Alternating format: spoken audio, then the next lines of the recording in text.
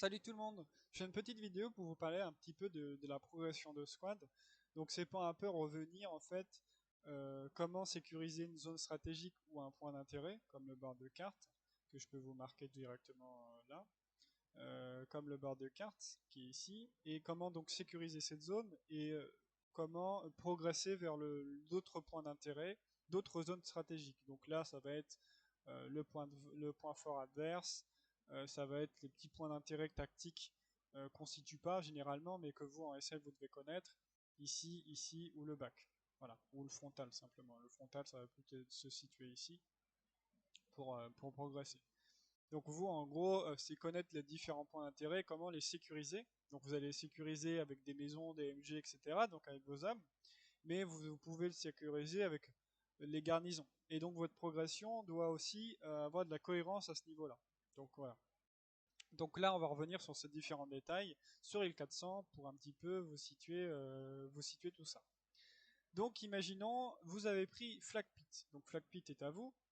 Vous avez des squads alliés qui se retrouvent sur Flag Pit, qui se retrouvent à ce niveau-là.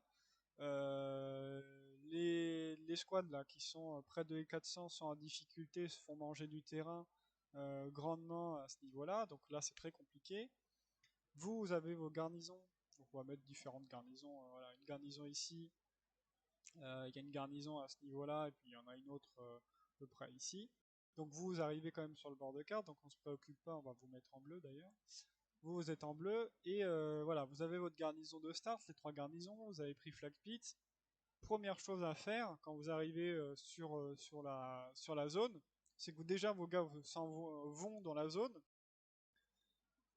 Comme vous avez pris Flag Pit, vous êtes contest et que vous pouvez poser une garnison, vos hommes n'ont pas besoin de vous. Vos hommes n'ont pas besoin de vous pour être en contact, être au combat.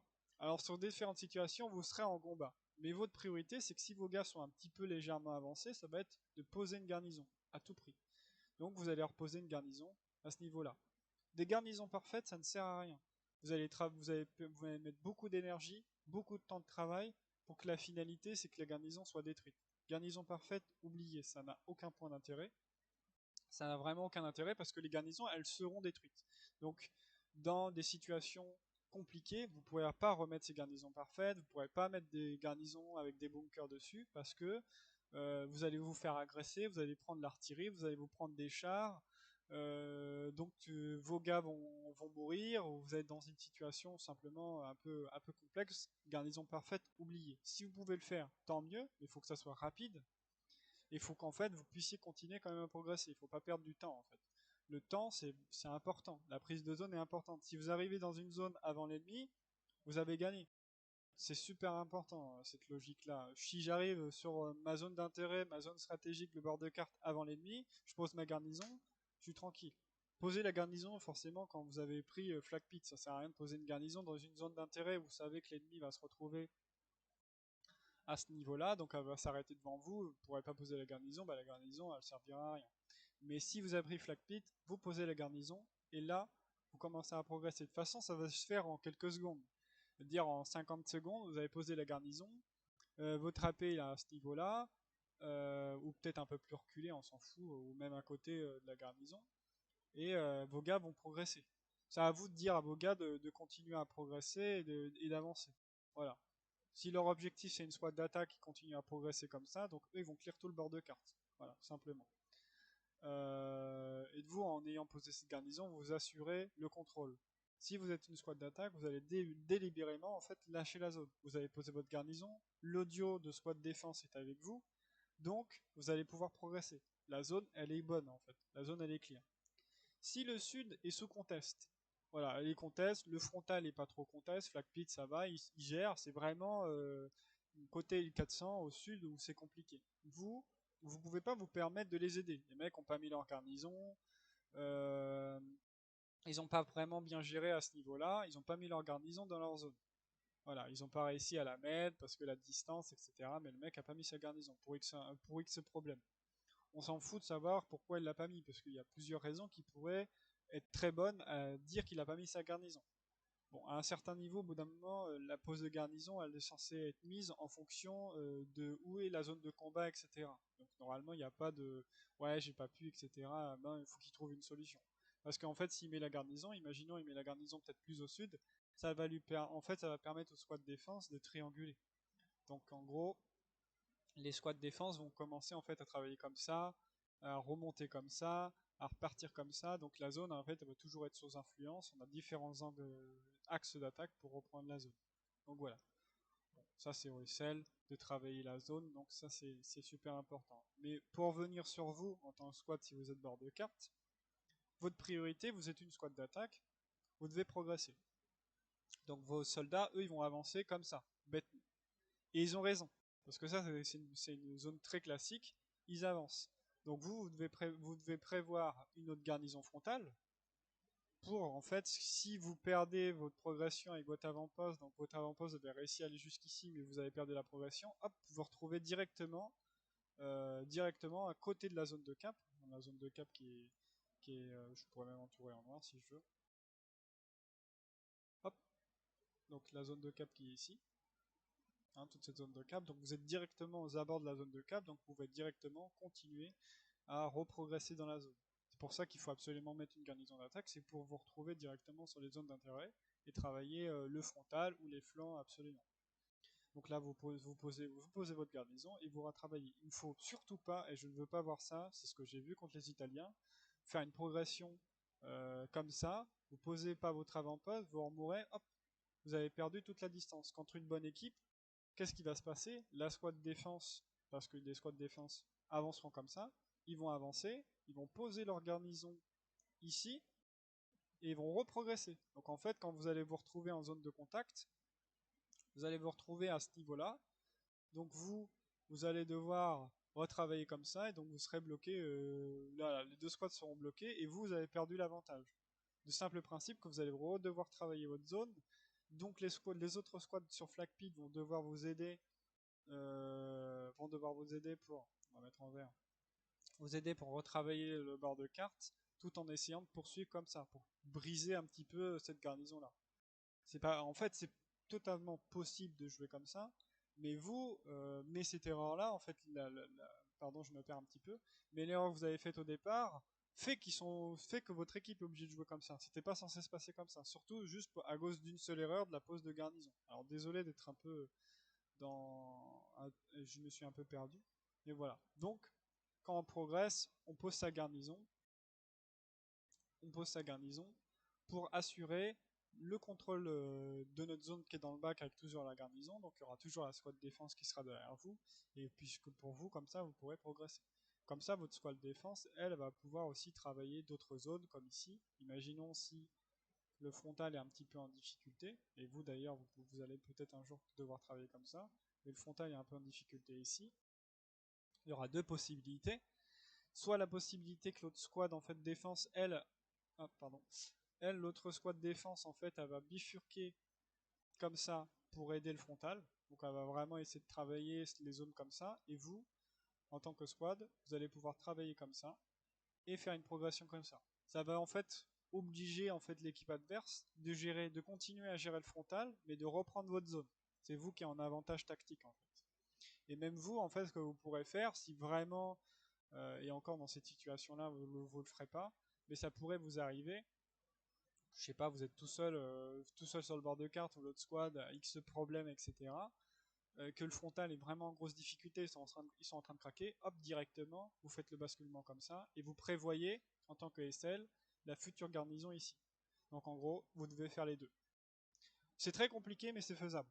Dans beaucoup de situations que j'ai eues comme ça, c'est possible. C'est-à-dire, en gros, vous envoyez votre squad, vous sentez que votre squad a commencé à travailler le truc, donc vous, en fait, vous commencez à décrocher avec votre gars pour travailler ces zones-là, etc. Souvent, le timing, vous avez le temps. Par contre, vous n'avez pas le temps, en fait, de faire ça. C'est-à-dire, hop, on oublie l'objectif, le premier objectif, la première base que je vous disais de mettre la garnison. Et vous, avec toute votre squad, vous partez ici, vous mettrez votre avant-poste ici, et vous repartez du frontal donc même si vous partez de l'avant-poste, mais vous repartez du frontal pour remonter. Bon bah là c'est trop tard. Hein. Là, la squad ennemie, généralement, elle se retrouvera déjà ici, donc à ce niveau-là, donc au stop. Et donc vous allez devoir, soit en fait, avec votre squad va devoir retravailler l'avant-poste et revenir ici, ou retravailler comme ça. Donc là encore, vous allez me dire, voilà, vous avez deux axes, deux, ouais, deux axes de progression sur les squads ennemis. Certes, mais vous êtes quand même en difficulté, ou en fait vous avez laissé l'opportunité à une squad ennemie de réinstaller son attaque, donc avec la repose de garnison à ce niveau-là. Donc l'objectif c'est pas qu'ils réattaquent, l'objectif c'est d'anéantir ça. Donc si vous êtes capable d'envoyer vos soldats, vous voyez qu'ils sont en train de gratter la zone, etc., tout tranquillement sans vous, vous le faites. À l'inverse, sans parler de la situation que j'ai parlé, si imaginons vous savez que vous devez poser une garnison, vous êtes une squad d'attaque, vous devez en partir en attaque, mais votre défense frontale n'y arrive pas, et que vous sentez que même si vos gars ils sont allés, ils n'y arrivent pas et tout, bah là, vous les aidez pleinement. Donc vous êtes obligé de les aider. Dans la logique, c'est pas censé se passer comme ça dans ce genre de situation-là, parce qu'en fait, vous avez une squad défense. La seule logique qui ferait que vous êtes obligé de jouer comme ça et dont vous ne pouvez pas poser la garnison qui se retrouve ici, ça serait qu'en fait votre deuxième squad défense, ça se retrouve dans le bac parce que les garnisons du bac, elles ont été détruites. Il y a peu de garnisons là, donc elle est obligée de contester le bac parce qu'il y a une reco, parce qu'il y a besoin de reposer les garnisons, parce qu'il y a un peu de contest ici et ici, donc elle travaille une autre zone. Ou alors c'est parce qu'elle a resserré sur le point fort pour aider le point fort. Donc vous, en fait, vous êtes obligé de jouer comme ça. Donc là, la frontale n'y arrive toujours pas même quand vous êtes là, donc là vous mettrez votre AP, vous les aidez jusqu'au bout. De toute façon, vous avez toujours votre garnison, donc en gros, toute cette progression là va s'arrêter, vous allez les aider, au bout d'un moment, l'attaque frontale va craquer dû au squad allié qui se retrouve sur le point fort, au squad allié qui se retrouve sur le point fort qui attaque, et vous avec l'avant-poste. Voilà. Donc en gros, c'est ça.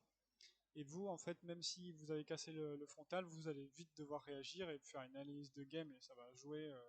Là, ça peut jouer sur l'expérience parce qu'en fait, dans la logique, toutes les squads ennemies vont travailler comme ça, vont essayer de travailler comme ça, vont poursuivre comme ça et vont travailler le bac.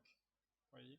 Donc dans la logique, ils sont censés faire ça. Mais vous aurez suffisamment de temps si vous utilisez, si vous êtes assez rapide et que vous avez des bons soldats, et vous jouez correctement, tactiquement sur le terrain, vous arriverez à briser le frontal assez rapidement. Mais il faut pas se mentir que ça va être short. Mais non, dans la logique, vous y arriverez. Donc voilà, ça c'est différentes situations que vous pouvez rencontrer. Donc en gros, ce qui est important à retenir, c'est qu'on pose toujours des garnisons dans les zones stratégiques, les points importants, quoi. On pose des garnisons d'attaque.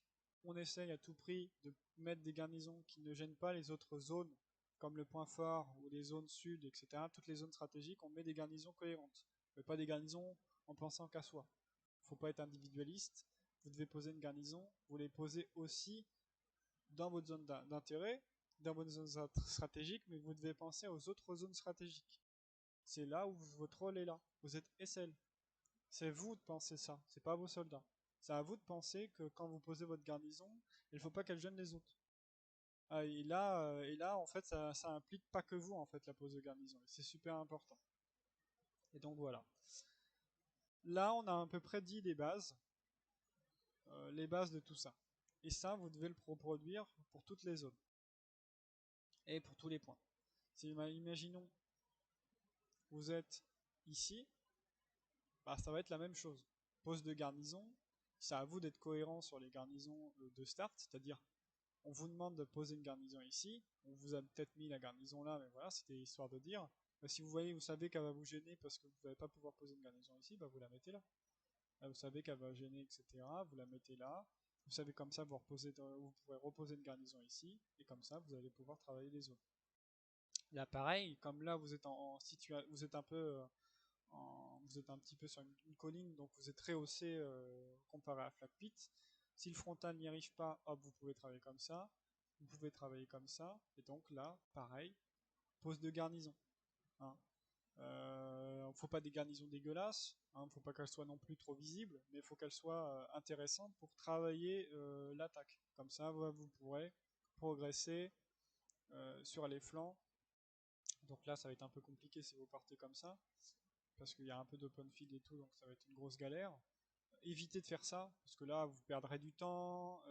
Toutes les squads ennemies qui vont revenir comme ça vont vont reprendre votre garnison, et donc vont se retrouver dans votre dos. Vous allez perdre votre avant-poste. Faut être cohérent dans la logique.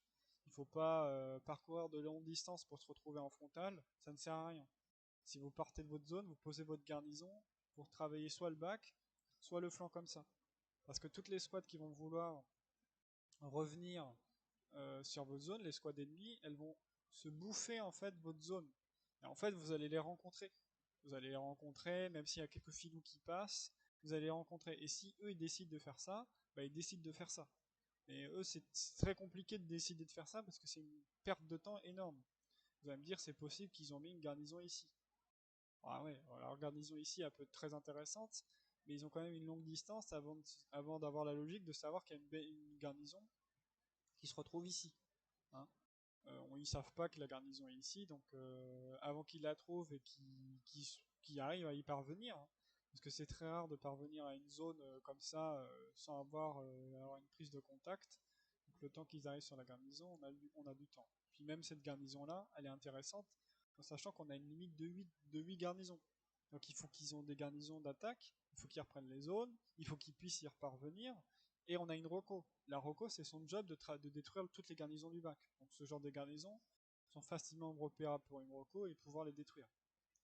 Donc même si à part du QG, et c'est ce qu'une squad logique ferait, on repose des garnisons excentrées. Alors là je vois plus trop, alors je sais qu'il y a une parcelle un peu vide, etc. ici, mais ils peuvent reposer une garnison ici. Et comme ça, ils peuvent retravailler les zones, les différentes zones, comme ça, retravailler ici pour remettre une garnison, même plus ici, pour retravailler ou même ici s'ils veulent, pour retravailler les zones, et contrer les squads, la squad justement, votre squad qui voudrait attaquer. Donc là, il y a le SL qui pourrait faire ça. Sauf que généralement, si vous vous agressez ici, comme ça, comme je vous l'ai dit tout à l'heure, la squad qui est bord de carte, si elle joue de la même logique que vous, qu'est-ce qu'elle va faire? Elle va faire la même chose. Elle va poser ses garnisons, ici et ici, et en fait, ça va vous permettre d'avoir un certain contrôle. Vous allez pouvoir attaquer ici, donc en fonction des situations, si vous êtes une, deux squads, ou vous êtes tout seul, en fonction de si vous savez s'il y a telle ou telle garnison, vous avez vu qu'une Rocco a fait telle ou telle. En fait, vous allez avoir une logique de jeu, vous allez pouvoir faire une lecture de jeu sur la squad, comment elle joue. Si de toute façon, vous allez très vite le voir s'il y a des squads d'infanterie qui partent d'ici. Parce que si vous, par exemple, vous avez eu votre avant-poste qui était ici, vous avez eu du contact. Alors en contact, je sais pas. Vous avez du contact ici. Alors les deux garnisons, vous savez pas, mais vous avez du contact ici. Ah, vous vous doutez très bien qu'ils ont fait ça ou ça en fait, les mecs. Et en fonction de leur déplacement, vous saurez s'ils ont fait ça ou ça. Donc vous le verrez dans la logique. Vous allez voir dans leur mouvement s'il y a une garnison en profondeur ou pas. Et là, c'est comme ça que vous allez jouer différemment. Et à ce moment-là, bah, vous savez très bien, vous allez peut-être envoyer des gars rechercher la garnison qui est là-bas. Si la garnison elle est aussi loin, votre soldat la trouvera pas, parce qu'il a une perte de temps énorme, et donc il peut pas se permettre d'aller trop loin comme ça, parce que cette garnison-là, c'est la reco d'aller la chercher. Mais vous pouvez quand même laisser un gars y aller pour aller voir ça. Et vous, en fait, vous allez travailler la zone. Comme ça, avec l'autre partie de votre squad, hein, qui va travailler comme ça. Donc vous allez rencontrer la garnison, vous allez pouvoir péter, vous allez gratter le bac, etc. En sachant que vous ne serez pas tout seul. Il y a d'autres squads d'attaque qui vont vous rejoindre, on va mettre en vert, qui vont rejoindre l'attaque, qui vont rejoindre ces zones-là. Et voilà. Donc vous là, en plus, si vous vous retrouvez en profondeur, votre gars, il a essayé d'un peu de gratter, voir s'il y avait une garnison, mais vous allez aller encore plus en profondeur, vous avancez votre AP, vous allez pouvoir mettre une nouvelle garnison, peut-être ici, quoi. Donc là, ça va vous permettre à vous et à un soldat d'aller gratter ici, et vous de continuer à gratter avec le reste de la squad, ça dépend de comment vous voulez gérer, etc. Mais vous faites un mini split avec un ou deux gars juste pour aller chercher la garnison. Un ou deux gars, ça suffit, pas besoin d'envoyer toute la squad. Si vous envoyez toute la squad, en fait, la zone d'intérêt, c'est la zone de cap, c'est capturer le point. Si vous envoyez toute votre squad, en fait, sur la garnison, votre avant-poste est au même endroit, bah qu'est-ce qu'ils vont faire eux?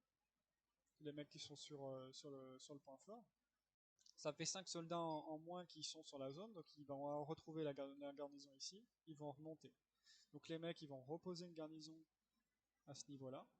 Bon, on s'en fout que les garnisons, les distances sont pas bonnes du tout, hein, mais parce que celle-là elle peut être encore plus au sud. Et ils vont reposer des garnisons, etc. s'ils le peuvent.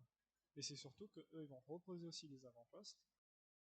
On va mettre en rouge l'avant-poste, hein, c'est dommage. Ils vont reposer la, ou même on pourrait le mettre en gris. Ils vont reposer l'avant-poste, etc. Et donc là, ils vont recontrôler la zone. Ils vont revenir sur votre avant-poste. Là, je vais le mettre en rouge par contre. Ils vont arriver sur votre avant-poste, ils vont arriver sur la garnison, et puis ils vont retravailler la squad qui est derrière, qui est essayée, etc. Donc là, il y a une reprise de zone. Donc ça, c'est une logique qui est là. Donc c'est pour ça que vous ne pouvez pas envoyer toute une squad. Parce que si vous envoyez toute votre squad, bah, quand vous allez vous retrouver avec cette squad là qui est repartie du bac du point fort, qui se retrouve avec son avant-poste en gris et qui tombe sur votre avant-poste vous l'avez perdu, vous allez le remettre ici. La garnison elle est morte parce qu'ils sont trop au contact et elle va probablement mourir. Même si vous arrivez à détruire la garnison, vous êtes allé dessus, bah vous vous retrouvez au milieu de nulle part, vous faites rien du tout là. La garnison vous la pétez, vous trappez, elle est là. Eux vont savoir, ils vont très vite voir, parce qu'il y a souvent des retardataires, donc le mouvement, ils l'auront vu, ils vont bifurquer comme ça, ou même sans ça, ils vont comprendre qu'il y a peut-être du monde au sud parce que vous avez pété la garnison, et là, reprise de contrôle. Donc cette squad-là va être gênée, la garnison ici va être gênée, va peut-être être détruite, et le frontal va être gêné. Voilà. Donc ça, c'est la logique. C'est pour ça qu'il ne faut pas envoyer toute une squad sur une garnison qui est excentrée de la zone de cap. Parce que les garnisons qui sont excentrées de la zone de cap, souvent, très souvent, comme il y a des 200 mètres, elles se retrouvent très loin. Elles vont se retrouver ici. Sauf que vous, vos zones d'intérêt, elles sont là. Elles sont toutes ici. Elles sont autour ici. Vous ne pouvez pas vous retrouver ici, là, pour chercher une garnison. Ça, c'est le rôle de la Rocco. Ici, ici, ici, ici. Ici, vous pouvez encore. Mais ici, et encore, même ici, vous pouvez, mais bon, c'est très bref. Mais vous êtes hors de la zone d'intérêt, en fait. Vous n'avez plus d'intérêt ici parce que vous perdez trop de temps. Parce que eux vous peuvent vous contrer plus facilement, en fait. Vous pouvez remettre des garnisons ici, et en fait, vous pouvez vous retrouver à attaquer cette garnison ici uniquement en partant sur un principe, c'est que la majorité de vos squads d'infanterie alliés sont en train d'attaquer le point. Là, vous pouvez faire ça. Parce que là, en gros, ça veut dire que si vous décrochez la zone, c'est pas grave. Mais si vous, en fait, vous êtes les premiers sur zone ici, et que vous commencez à décrocher hors de la zone de cap, bah en fait, ça fait une squad qui fait rien. Elle va détruire une garnison qui va être reposée, bêtement. Ils vont repartir du QG, ils vont la reposer, vous l'avez détruite. Oh merde, ils l'ont détruite. Oh, dommage. Je vais la reposer là. Voilà, ça a rien servi. Parce que eux, ils perdront moins de temps que vous. Alors que vous, quand vous aurez perdu du temps, descendre, vous aurez perdu du temps à redescendre, détruire la garnison, vous êtes remonté, et bah, tout ce truc-là, à détruire seulement une garnison avec toute votre squad et remonter, eux, ils sont partis du QG, ils leur posaient la garnison encore plus reculée, comme ça vous allez perdre encore plus de temps si vous allez vouloir la chasser, et puis basta, c'est fini. Alors, voyez, qu'est-ce qu'ils vont faire? Parce que vous allez faire une remontée comme ça, bah, eux vont reposer la garnison, et lui va travailler la zone. Il va travailler la zone en sachant qu'il y a une reco, il y a quelqu'un dans la zone, et il saura que c'est pas une reco. La majorité du temps, quand il va faire une lecture de carte, il saura très bien faire la différence entre une reco et une squad d'infanterie. Donc il va remonter dans votre bac, et puis bah, vous allez vous retrouver en sandwich. Parce qu'en fait, vous allez vous retrouver entre les garnisons qui sont dans le bac, imaginons ils en ont qu'une seule, hein, et qu'ils ont emmené cette garnison-là, ils ont toujours pas de garnison ici. Vous, en fait, vous allez vous retrouver euh, ouais, c'est bon. Vous allez vous retrouver en fait bloqué ici parce que les squads d'attaque en fait ont essayé de remonter et en fait la squad du bac elle va vous tuer. Vous allez disparaître et une fois qu'ils ont fait ça, ils vont positionner la garnison. Donc la squad en fait elle va un peu remonter mais le SL va bifurquer là sur la garnison. Vous allez apparaître sur la garnison et puis vous allez vous faire péter. Voilà. C'est en fait toutes ces logiques là c'est très simple mais c'est important de comprendre que les points d'intérêt c'est la zone de cap et c'est autour de la zone de cap. Vous retrouvez sur la garnison ici, ça n'a aucun intérêt. Vous pouvez envoyer un gars ou deux, mais ce gars-là et ces deux gars qui vont aller là, il faut qu'ils fassent très vite. Il faut qu'ils arrivent dans cette zone-là, ils trouvent la garnison, ils trouvent pas la garnison, et ben ils remontent. Voilà, les mecs ils disent on n'a pas vu de garnison, ils l'ont loupé, ils ont mal joué, etc. Mais ils remontent en tout cas. faut qu'il remonte pour que, en fait, quand vous allez vous retrouver à travailler cette zone-là, en gros, vous pouvez vous détacher des hommes qui fassent ça. Donc, c'est des hommes voilà, qui vont juste faire une prise d'information. Mais quand ils vont avoir pris cette prise d'information, vous allez jouer un peu plus lentement parce que voilà, vous allez prendre du contact, etc. Et eux vont juste prendre l'information et après ils remontent direct pour vous rejoindre. Donc ils assurent juste qu'il n'y a pas de garnison ici, etc. Sauf que vous pouvez pas faire ça tout le temps comme ça. Pourquoi? Pour le simple et bonne raison que si vous envoyez même un gars et que eux en face ils sont 5, donc en fait eux ils travaillent cette zone là et vous devez travailler cette zone là et vous envoyer des gars comme ça, parce qu'il y a une garnison, vous savez qu'il y a une garnison, ou vous voulez prendre l'information. Si vous jouez tout le temps comme ça, bah, il y a un seul principe, c'est que eux vont se retrouver à 5 et vous allez retrouver à 4, ou vous allez vous retrouver à 3. Et 3 contre 5 ou 4 contre 5, faut rêver. Hein, ils sont toujours supérieurs, donc ils sont supérieurs en nombre. Alors je veux bien qu'on a des bons soldats, etc., mais on peut pas se baser sur la squad qui est super forte. On peut pas se baser que là-dessus. Il faut aussi se donner l'avantage tactiquement et en termes de nombre. Hein. Et puis je peux vous assurer qu'une squad de 4, même si elle est très forte, on est souvent beaucoup en difficulté pour la pose de garnison. Parce qu'en fait, sur les différentes situations, quand vous, SL, vous allez vouloir poser un avant-poste, je sais pas, vous avez décidé de poser l'avant-poste ici comme ça, bah en fait, les gars qui sont ici, ils sont plus de 3. Ils sont ici, vous êtes 3 ici, 3 gars qui sont ici, un gars qui est parti là-bas, et eux, ils vont être 5. Donc les gars qui vont rester ici vont se faire pulvériser. Vous allez, si vous n'êtes pas vu, vous avez de la chance. Si vous êtes vu, bah, votre AP, vous le perdez, vous mourrez. Et la garnison, elle meurt aussi. C'est pour ça qu'il faut faire des splits. Il faut essayer, et c'est des trucs moi-même que je fais régulièrement. Mais il faut savoir quand le faire. Pas à longueur de temps. Il y a des situations, il ne faut pas le faire. Voilà. Je sais que c'est très long, moi j'adore ce genre de truc parce que je trouve ça très intéressant et tout. Et je sais que cette réflexion-là, il faut l'avoir constamment in-game. Tout ce que je vous dis là, il faut l'avoir constamment in-game. Je vous donne des bases, ça peut être un peu partir de tous les sens, etc. Et j'en suis navré si c'est le cas, mais n'hésitez pas à poser des questions pour ce genre de choses. Parce que ça, c'est ce que vous allez devoir appliquer sur toutes les conditions de terrain, en fonction du terrain, appliquer ça avec votre expérience, votre façon de jouer, parce qu'on ne joue pas tous de la même manière en tant que seul. Moi, j'aime bien faire ce système-là, comme je viens de le montrer à la fin. En gros, vous avez une garnison ici, une garnison ennemie, bon, on s'en fout de la garnison ennemie. Vous voulez mettre un avant-poste ici. Vous avez demandé à vos gars de partir comme ça. Moi, je suis parti mettre l'avant-poste. Et en fait, si mes gars rencontrent du contact à ce niveau-là, bah moi, mon avant-poste va permettre de retravailler comme ça. Comme ça, en fait, les mecs qui sont en face de nous, ils vont vouloir descendre comme ça, et vous, en fait, on va les prendre de flanc. Donc on va les péter facilement, et souvent, des squads qui sont pas très bons tactiquement, même s'ils ont de bons joueurs individuellement, en fait, on remonte très rapidement. Très rapidement sur eux, on détruit les garnisons, les avant-postes, etc. Donc la prise de vitesse, elle est rapide. Et là, qu'est-ce qui se passe? Prise d'info, prise de contrôle, je remets l'avant-poste ici, on détruit la garnison bord de carte, et voilà. En gros, moi, je joue souvent, soit je joue sur la prise de position rapide et je m'avance très vite dans les zones pour poser un AP et avoir un avantage de prise de position. Soit en gros, j'utilise ma squad pour qu'elle avance comme ça.